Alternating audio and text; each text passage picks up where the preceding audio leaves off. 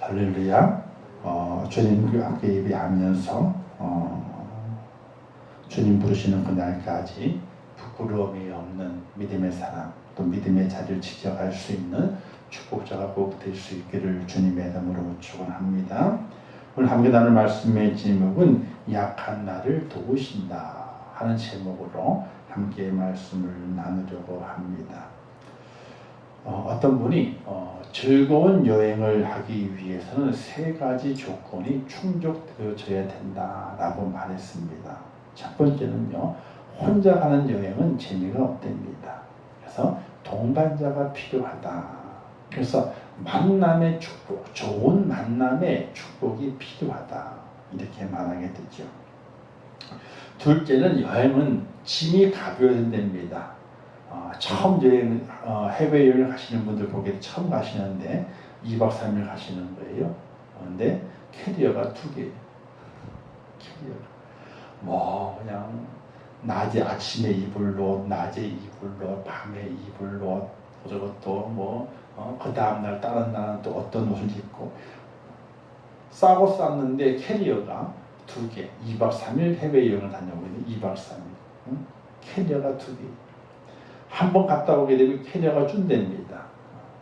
여러 번 갔다 오게 되면 나중에는요, 조그마한 스택 하나에다가 스택 하나 딱 메고 그리고 여행을 나가는데 10박을 가는데도 스택 하나만 들고 가는데 왜?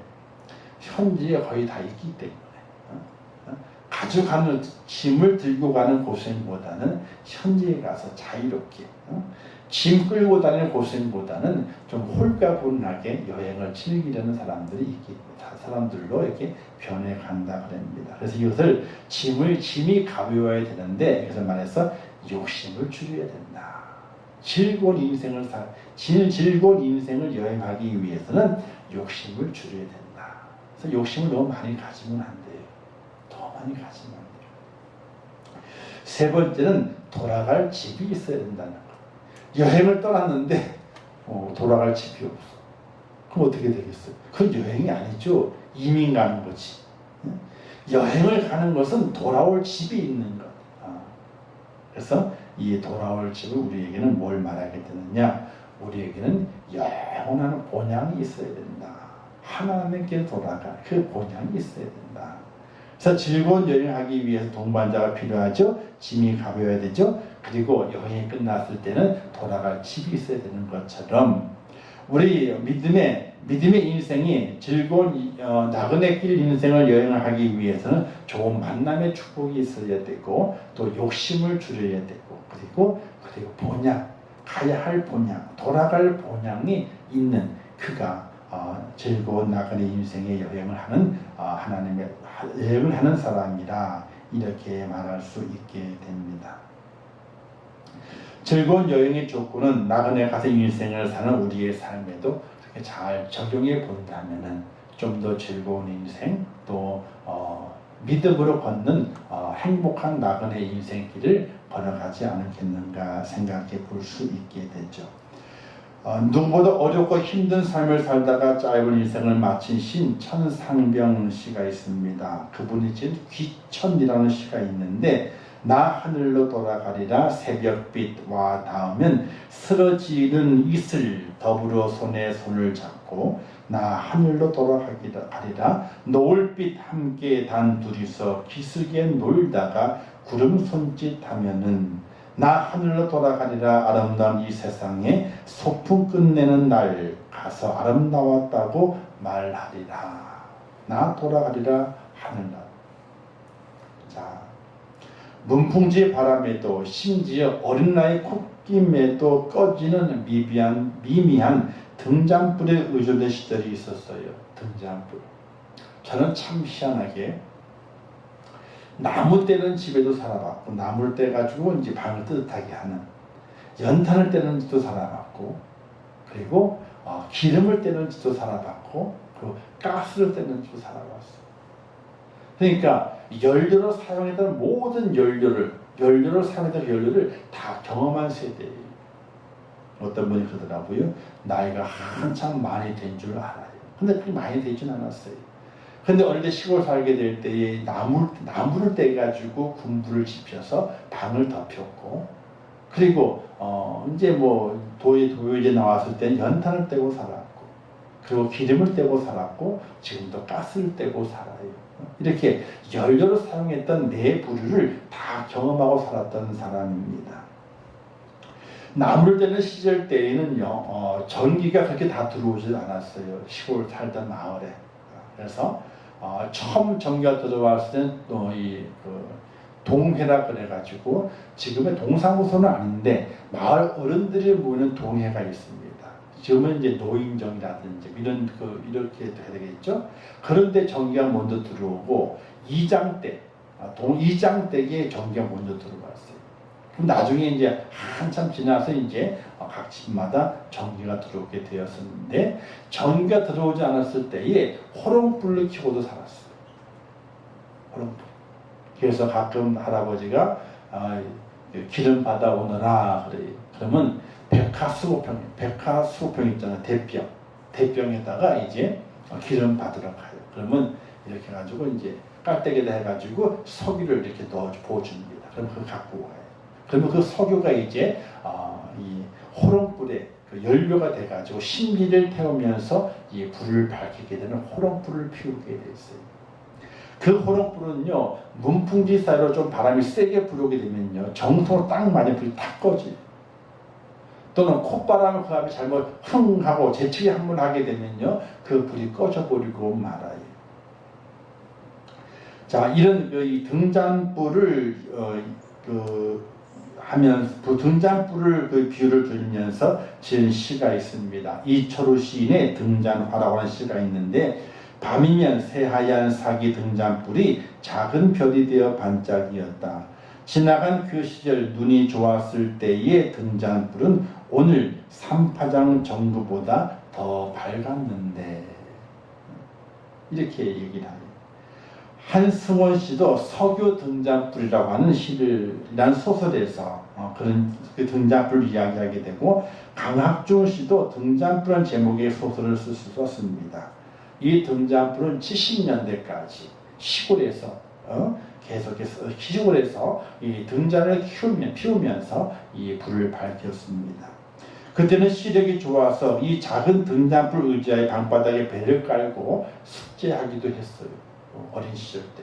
그리고 엄마는 또 할머니는 그 등잔불 밑에서 바느질을 하고, 할아버지는 투박한 손으로 등잔불 밑에서 새끼를 꼬고, 또 새끼를 다 꼬고 나서 또 이제 가마니를 짤 때에도 등잔불을 켜놓고 가마니를 짜기도 했습니다. 등잔에 석유를 치우면 석유에 적셔진 심지가 타고, 심지가 빨아든 석유가 다 타면 불이 빨간 불똥을 남 꺼지게 되는데, 딱 꺼지면요 냄새가 나는 게 있어요. 무슨 냄새 나는? 불 냄새가 나는 것이 아니라 석유 냄새가 나요. 불이 탈 때는 석유 냄새 안 나는데, 불이 딱 꺼지게 되면 석유 냄새가 확 퍼져요. 마지막으로 몸부림칠 기력도 없이 그냥 빨간 불똥을 심지에 남이 꺼져버리게 됐죠. 10년이 보로로 올라오면서 불이 완전히 사라져버리고 맙니다. 작은 불이죠. 약한 불입니다. 그 약한 불 밑에서 모든 것을 다 했어요. 밥을 지을 때도 약한 불 앞에서, 또는 새끼를 꼬고 가마니를 짤 때도 약한 불 앞에서, 바느질 하게 될 때도 그 등잔불 아래에서 바느질을 했고, 공부하는 학생들은 등잔 아래에서 공부를 하기도 했어요. 근데 그 등잔이 그렇게 귀했지만은 아주 약한 불이었습니다. 조그마한 바람만 불어도 그 등잔불이 금방 휙 하고 꺼져버리고 맙니다. 오늘 그것을 우리가 바라보게 될 때 우리 인생이 어떤 인생이냐, 우리는 등잔불과 같은 인생이라 이렇게 볼 수 있게 됩니다. 약하고 약한 것이죠. 오늘 말씀 인생을 뭘로 비유했냐면요, 갈대로 비유한 것을 볼 수가 있게 됩니다. 상한 갈대를 꺾지 아니하며 하고 말씀하죠. 또 그 다음 우리는 꺼져가는 심지도 끄지 아니하신다라는 말씀이 있게 되는데, 바로 등잔에 꺼져가는 그 심지도, 약한 심지죠. 그 심지도 하나님께서 끄지 않으신다, 이렇게 말씀하게 됩니다. 갈대는 대개 바람이 많은 냇가 언덕배기 박토에서 자생하게 되죠. 강하기도 하고요, 거칠고, 그런데 쓸모는 없습니다. 불쏘시개로밖에 사용할 수밖에 없는 것이 갈대입니다. 근데 갈대는요, 은빛 갈대라 그래가지고 보기 좋은 것도 있죠. 근데 별로 그 옛날에 갈대가 쓸모가 없었어요. 갈대가 나게 되면요, 밭을 망가뜨립니다. 그래서 환영하지도 않습니다. 방치된 풀입니다. 버려진 풀입니다. 그런데 바람에 한번 딱 꺾이게 되면요, 바람과 햇볕이 좋은 자라기 때문에 금방 누렇게 말라버리는 시간이 짧은 시간에 금방 누렇게 말라버리고 맙니다.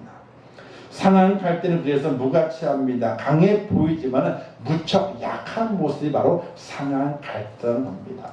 꺼져가는 심지나 상한 갈대나 아주 약하고 약한 것을 말하게 됩니다. 갈대는 자랄 때는요, 척박한 자라기 때문에 생명력이 아주 강한 것 같아요. 그래서 생명이 강하구나. 근데 갈대는요, 바람에 딱 한번 꺾인다면요, 큰 햇빛 내리쬐기 때문에 그 파릇파릇했던 그 나무 가지가 금방 갈색으로 금방 변해버리고 말이에요. 그건 힘이 없어요. 그리고 땅바닥으로 어떻게 돼? 고개를 팍 숙여서 밟히는 것이 바로 갈대의 모습인 것입니다. 오늘 성경에서는 그 상한 갈대와 꺼져가는 심지를 누구로 비유했느냐? 바로 오늘 우리로 비유하고 있다는 사실이, 우리는 어떤 존재인가? 상한 갈대와 같은 존재이며 꺼져가는 심지와 같은 존재가 바로 우리의 모습이다, 이렇게 말하고 있게 되는 것입니다. 근데 하나님께서는 그 약하고 약한 그를 어떻게 보시고 있느냐 하는 것이죠. 그 약하고 상한 갈대와도 같고 꺼져가는 심지와 같은 우리를 하나님께서 어떻게 보시냐는 거예요. 사랑하는 성도 여러분, 우리가 강한 것 같죠. 사람이 얼마나 강해요. 그러나 한순간에 무너지게 되면요, 사람보다 약한 것이 없어요. 사람보다. 짐승을 있잖아요. 동물들은 자기 낳은 새끼가 사자면은 사자 구실을 하지 못할 것 같잖아요. 그러면 버립니다. 과감하게 버려요. 떼어놓고 도망가고 또 떼어놓고 와버립니다. 내가 낳은 새끼가 사자라면은 사자 구실을 할 수 있으면은 키웁니다. 먹여서 키웁니다. 그냥 사자 구실을 할 수 없다라고 판단되어지게 되면요, 그냥 먹이지 않고 굶어 죽입니다. 새도 마찬가지죠. 어미가 먹을 양식을 물어봤습니다. 그 양식을 주는데 새끼가 많아요. 그럼 어떤 새끼에 그 양식을 주게 되느냐? 입을 크게 벌리고 달라고 아우성치는 새끼에게 가장 먼저 줘요. 그 입을 벌리지 않으면 안 줍니다. 안 주는 새끼는 점점 몸집이 작아집니다. 몸집이 작아지다 보게 되니까 다른 새끼들이 치여가지고 그 먹이 경쟁에서 더 이 도태가 되게 돼요. 자라지 않아요. 힘이 없어요. 그럼 어떻습니까? 점점 다른 새끼들 커지잖아요. 덩치가 커져요. 둥지는 작은데, 그러면 어미가 자라지 않은 새끼를 물어다가 땅바닥으로 떨어뜨립니다. 너는 자라지 못하기 때문에 뭐 하고 있다? 자기만 차지하고 있다 해가지고 물어서 던져버려요. 아니, 자기가 낳은 알에서 자기가 부화시켰는데도 불구하고 자기가 부화시켰거든요. 몇 마리인지 알아요. 그리고 음식을 물어다가 다 먹입니다. 먹이지만은 골고루 먹이지는 않아요. 그 음식을 쟁취하기 위해서 입을 벌리고 달려들 새끼가 먼저 받아먹어요. 이게 며칠 지나다 보게 되면 받아먹지 못하는 새끼는 작아져요. 힘이 없기 때문에 더 받아먹지를 못해요. 그러나 어미가 챙겨주지는 않아요. 야생은 그래요. 야생은. 일반적으로 조류를 키우는 가게는 어떻게 약한 새끼는 맨 먼저 먹이자는 사람이에요. 사람 그렇게 먹여요. 근데 그렇게 먹인 것이 야생으로 돌아갈 수가 없어요. 사람이 먹이를 해주지 않으면 먹이 잡을 힘이 없는 거거든요. 이처럼 자연의 섭리는 강한 자가 살아남게 되어 있는 겁니다. 그러니까 사람을 보십시오. 얼마나 약한지. 사람은 겨우 태어난 1년 겨우 돼야지 그제야 걸어요. 송아지는 2시간에서 4시간 사이면 금방 일어나 걷습니다. 젖을 물려주지 않아도 어미에서 도망을 다녀도 젖 냄새를 맡고 지가 쫓아와가지고 어미의 젖을 빱니다. 물려주지 않아도 자기가 찾아 먹어요. 사람 어떻습니까? 1년 지나야 겨우 걷고 이제 겨우 2년 지나야 젖을 떼 이제서 젖을 떼고 3년 돼서 밥을 제대로 먹는 것이 아니라 어떻게 돼요? 난리가 나죠. 그러나 다른 짐승들은 그렇지 않아요. 금방 자기 먹을 구실을 다 하게 돼요. 사람의 인생과 동물 인생을 바라보게 될 때 똑같은 경쟁 사회입니다. 그러나 사람이 얼마나 약하고 약한지 금방 알 수 있게 돼요. 독수리의 둥지는 거의 절벽 가운데 둥지가 있다고 그렇게 되죠. 왜 절벽 가운데 있게 되느냐? 하늘의 왕인 독수리가 자기의 새끼를 훈련시키기 위해서는 절벽 가운데서 훈련을 시킨다 그럽니다.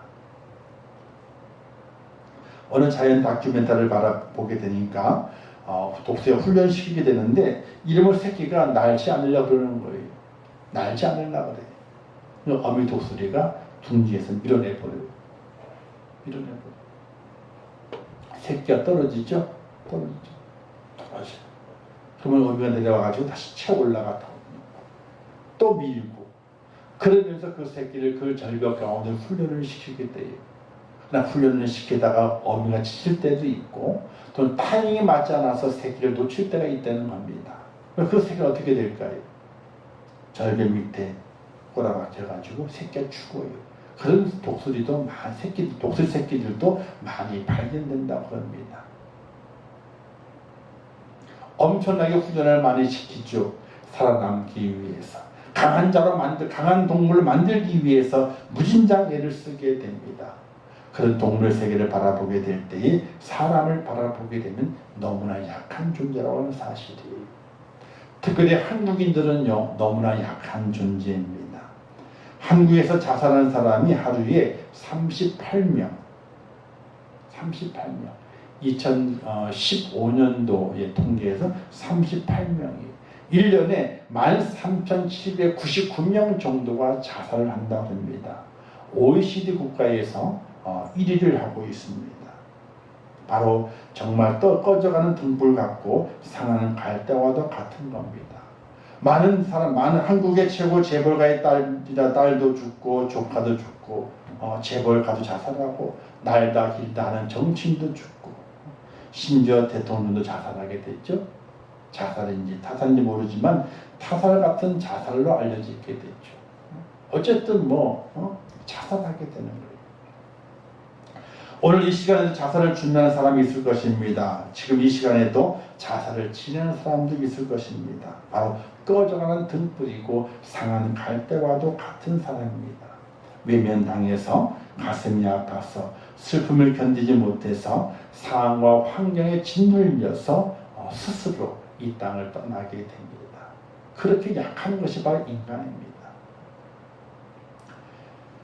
세상에는 꺼져가는 등불과 같고 상한 갈대한 인간을 힘차게 타오르게 하며 세상을 비추는 햇불처럼 만들어줄 사람이 없습니다. 지하 수십 미터까지 뿌리를 내려 사막에서도 꽃을 피우는 선인장처럼 만들어줄 사람이 없습니다. 새 생명을 거듭나게 할 수 있는 그런 무한 능력과 권세를 가진 사람은 이 땅에 아무도 없습니다. 약한 그 사람을 도와야 되고 꺼져가는 심지와 같은 그 생명을 살려내야 되는데 그런 사람이 없다는 것입니다. 근데 유일하게 성경에서만 이렇게 말씀하게 되죠. 그는 외치지 아니하며 목소리를 높이지 아니하며 그 소리를 거리에 들리게 하지 아니하며 상한 갈대를 꺾지 아니하며 꺼져가는 등불을 끄지 아니하고 진실로 정의를 시행할 것이며 라고 구약에서 예언을 했습니다. 누가? 이사야 선지자가.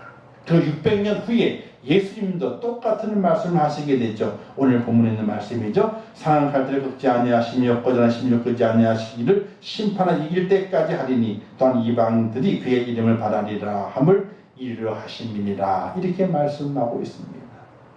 이사야 선지자가 600년 전에 주님이 말씀하신 600년 전에 이 상한 갈대를 꺾지 아니할 것이다, 이렇게 말씀하신 그 말씀을 그대로 예수님이 말씀하시게 되는데, 누가 상한 갈대를 꺾지 아니하고 꺼져는 심지를 끄지 아니하시리라.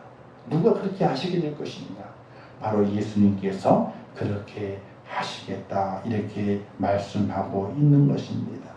바로 예수 그리스도만이 오늘 우리 모든 인생, 상한 갈대와 같은 인생, 그리고 꺼져는 심지와 같은 그 인생을 다시 살리시고 다시 회복시키시는 그 능력, 은혜의 그 능력을 베푸실 분이라는 사실입니다. 사람은 할 수가 없습니다. 그러나 예수 그리스도 그분만은 하실 수 있습니다. 왜? 하나님이 예언하셨고 또 그 주님께서 그와 같이 상한 갈대를 꺾지 않고 꺼져는 심지를 끄지 아니하시며 새 생명의 불을 붙여주신 분이 바로 예수 그리스도이시기 때문에 그렇습니다. 사랑하는 성도 여러분,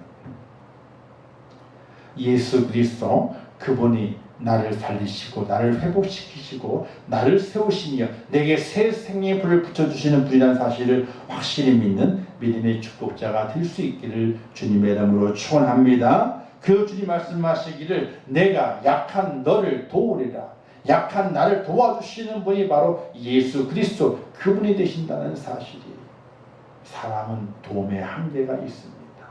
돕다가도 자기가 힘이 약해지게 되면요, 손을 놔버리게 돼요. 우리는 간혹 낭떠러지게 떨어지는 사람을 누가 건지기 위해서 손을 잡고 있는 영화를 볼 때가 있습니다. 그 잡은 사람, 위에서 잡은 사람 손이 힘이 강해서 그 사람을 끌어올리면 좋은데 점점 그 사람도 지쳐서 힘이 빠지게 돼 있어요. 그러면 아무리 잡았다 할지라도 그 손을 놔버립니다. 사람은 그렇습니다. 환경과 여건이 달라지게 되면 자기가 살기 위해서 다른 사람을 죽여야 되는 그 순간이 오게 될 때에 그냥 손을 놔버리게 되는 그런 일들이 이 땅에서 너무나 비일비재해야 합니다. 이렇게 말하게 되죠. 같이 죽을 수는 없잖아, 이렇게 말하면서 예수님께서는 그렇지 않으신 분이십니다. 약한 나를 살리고 꺾인 나를 회복시키시기 위해서 그분께서 피를 흘리셨고 살을 찢어주시면서 나를 살리시고 나를 회복시키시는 우리 주님, 나의 구세주가 되시고 나의 영원한 왕이 되시는 그분, 바로 예수 그리스도 그분이 나를 회복시키시고 나를 살리시고 약한 나를 도와주시는 분이라는 사실입니다. 그분이 우리에게 말씀하지 않습니까? 너는 내게 부르짖으라, 이렇게 말씀합니다. 내 이름으로 내게 부르짖으라, 그럼 내가 시행하리라, 이렇게 말씀하시면서 내가 너를 도우리라, 이렇게 우리에게 말씀하고 계신 분이 바로 예수 그리스도이십니다. 우리가 어려운 시절을 살아갑니다. 시대를 살아가게 되죠. 많은 이들이 상한 때처럼 꺾여져 있습니다. 꺼져라 심지처럼 불이 흔들흔들 거리면서 언제 꺼질지 모를 정도로 약한 불로 불이 되어 살아가고 있습니다. 그런 나를 회복시키시고 그런 나를 살리실 분이 누구신가? 세상에는 없습니다.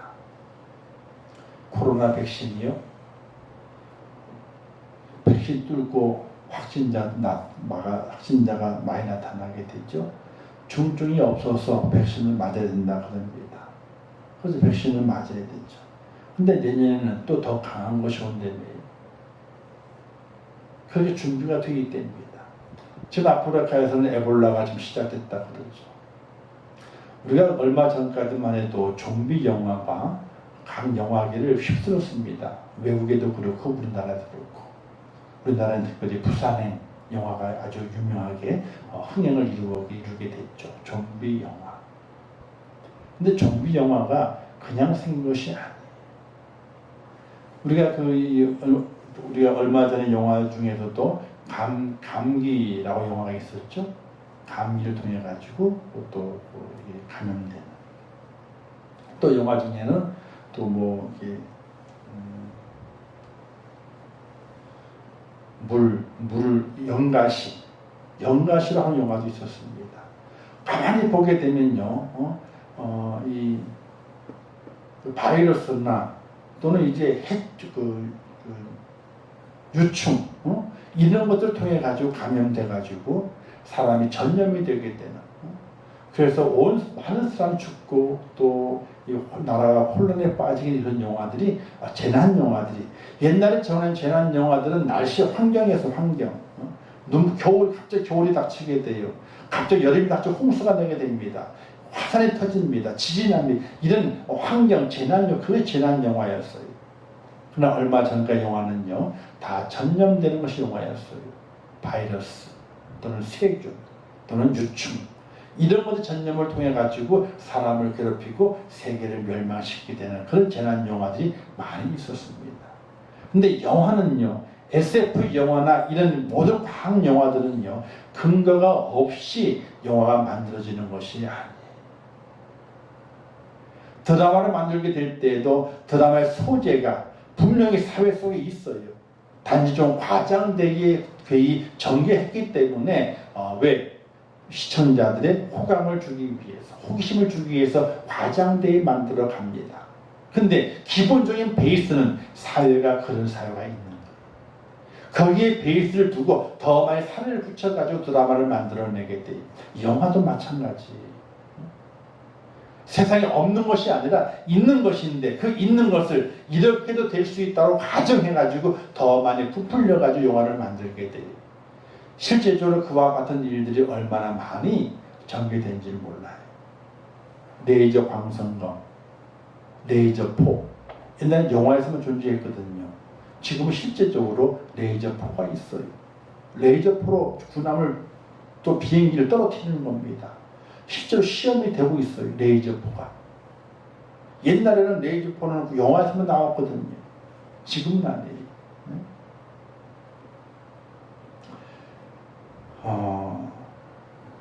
오늘 이 시대에 우리가 연약합니다. 부족합니다. 상한 갈대처럼 꺾여져 있습니다. 꺼져라 신지처럼 힘을 내지 못하고 흔들흔들거리고 있습니다. 여기에서 회복할 능력은 어디에서 오게 되는가? 세상에서 오는 것이 절대로 아닙니다.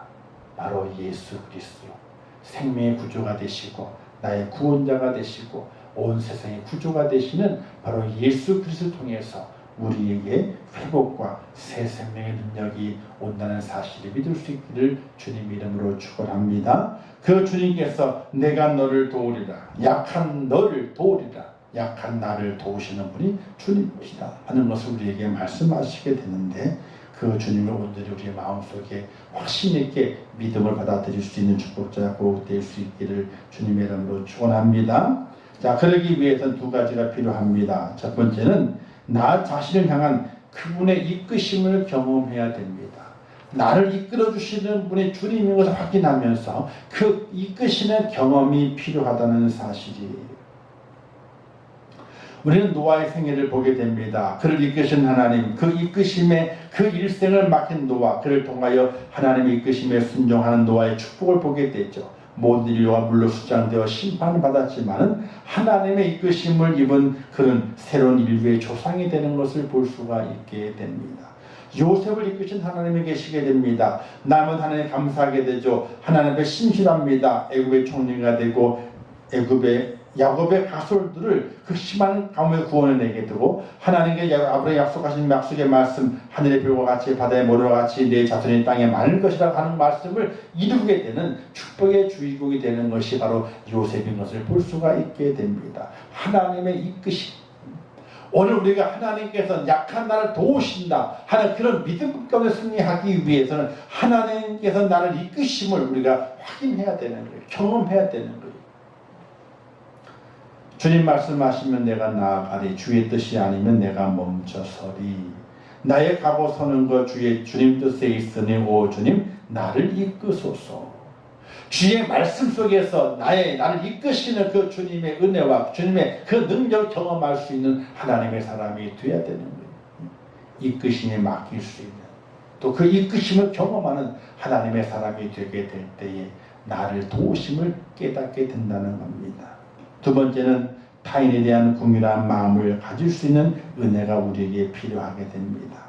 하나님 나를 도우신 하나님이신데 어떤 나를 도우시느냐? 내 마음속에 긍휼함을 가지게 될 때에 도우신다는 거예요. 우리는 어려움 만나잖아요. 뭘 하죠? 불평불만하게 돼. 누구 때문이다. 누구 때문이다. 그러나 누구 때문이 아니에요. 누구 때문이에요? 나 때문에. 나 때문에. 마태복음 5장 7절에 이렇게 말씀하게 됐죠. 긍휼히 여기는 자는 복이 있나니 그들이 긍휼히 여김을 받을 것이니요 라고 말씀하게 됩니다. 하나님께서 약한 나를 도우셔요. 어떤 나를 도우시는가? 약하지만은 내 속에 긍휼의 마음이 있어서 타인에 대한 배려와 또 온유한 마음을 가지고 있는 하나님의 사람을 하나님이 도우신다는 사실입니다. 사랑하는 성도 여러분, 어려운 때를 지나갑니다. 어려운 때를 지나가게 될 사람은 강팍해질 수밖에 없습니다. 마음이 좁아집니다. 생각이 얕습니다. 그런 말미암아 우리 입이 뱉지 않아야 될 말을 뱉어내게 됩니다. 그런 모습은 안 됩니다. 하나님 원하시는 모습이 아닙니다. 어렵고 힘들고 또 내가 약해져 있다 할지라도 내 마음에 긍휼의 마음을 가져야 됩니다. 더 긍휼의 마음, 더 이웃의 사람을, 연약한 사람을 도와주고 그들의 마음을 이해해주고 그들의 마음을 감싸줄 수 있는 긍휼의 마음을 우리가 가져야 됩니다. 왜? 하나님의 긍휼함을 얻기 위해서, 즉 하나님의 도우심을 받기 위해서 우리의 마음에 긍휼한 마음을 가져야 되는 것입니다. 사랑하는 성도 여러분, 약하고 약한 내가 이 세상에서 소풍 가는 인생길을 가고 싶다면은 하나님이 이끄심에 겸손하게 순종하며 나아갈 수 있어야 됩니다. 그리고 우리의 이웃들에게 대해서 더욱더 긍휼함을 베풀 수 있는 하나님의 사람이 되게 될 때에 하나님께서 약한 나를 도우신다는 사실입니다. 우리는 상한 갈대입니다. 꺼져가는 심지와도 같습니다. 조금만 더 햇빛 쬐게 되면 누렇게 다 말라버리고 맙니다. 조금만 센 바람이 불어오게 되면 그 불은 금방 꺼져버리고 맙니다. 그러나 하나님의 이끄심에 나를 맡기고 내게 베푸신 하나님의 긍휼을 기억하면서 이웃에 대해서 우리의 마음에 더욱더 긍휼한 마음을 가지고 있을 때에 하나님이 나를 도우십니다. 하나님의 도우심은 세상에 감당할 수 없는 축복자가 됩니다. 세상에 넘나들 수 없는 그런 축복자가 됩니다. 오늘의 말씀을 기억하시면서 상한 갈대를 꺾지 아니하시고 꺼져는 심지도 끄지 아니하시는 하나님의 그 사랑의 은혜 앞에 손을 내밀고 하나님이 나를 도우십니다. 약한 나를 도우십니다. 나를 세우십니다. 하나님의 그 이끄심에 순종하며 걸어가겠습니다. 더욱더 내 마음에 불평과 불만의 마음이 아니라 긍휼의 마음을 가지고 살아가겠습니다 하는 믿음의 귀한 다짐을 통해서 하나님의 도움을 받아 이 어렵고 힘든 세상 속에 믿음을 지키고 하나님의 뜻을 이루어갈 수 있는 축복자가 꼭 될 수 있기를 주님의 이름으로 축원합니다. 기도하겠습니다. 좋으신 아버지 하나님, 은혜를 감사합니다. 오늘도 귀한 말씀을 주셨습니다. 하나님께서는 약한 나를 도우시는 분이십니다. 상한 갈대를 꺾지 아니하시고 꺼져난 심지를 끄니 아니하신다고 말씀하셨습니다.